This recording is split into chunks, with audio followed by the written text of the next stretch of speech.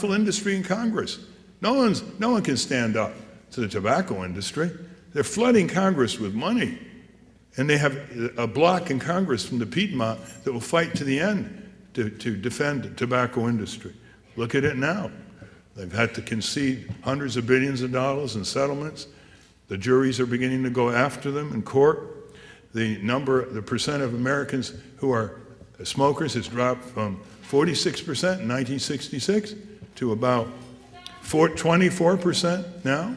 And it's dropping even more. One of the great victories of the consumer movement. I remember when we won the first breakthrough separating compartments in airplanes, smoking, no smoking. People said, this is impossible. The smokers will rebel. They'll go into the washrooms and mistakenly start fires. You know, you got to give them more space.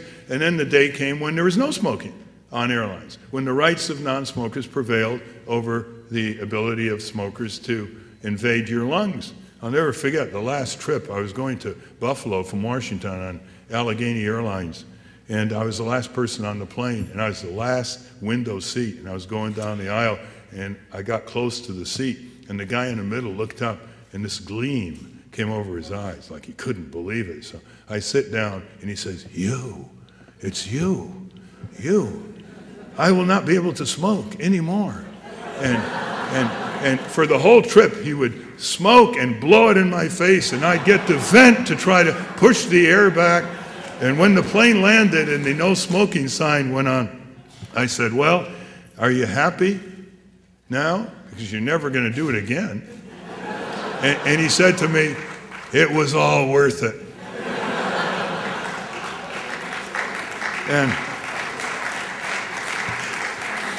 when we took the stand against nuclear power in 1973. The U.S. government is estimating 1,000 nuclear plants in this country by the year 2000. 100 in California alone, every 10 miles on the coast. 6 nuclear plants offshore in Jacksonville, floating nuclear plants. Never mind hurricanes.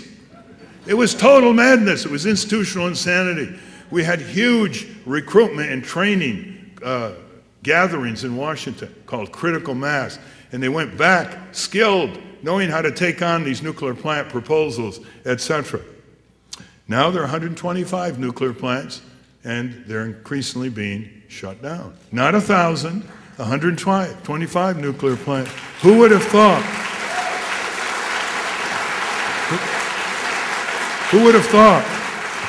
I ask you, who would have thought 10 years ago that Russian inspectors and U.S. inspectors would be in each other country inspecting the dismantling of nuclear missiles?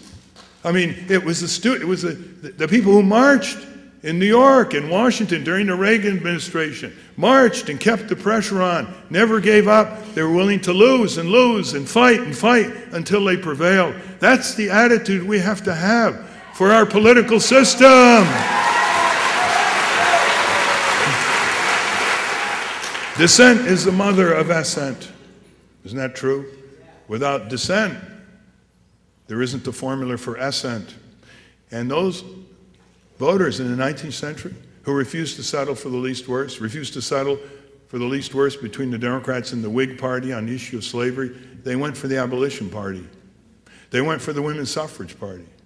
They weren't least worsters. They went for the Labor Party, the Farmer Populist Party.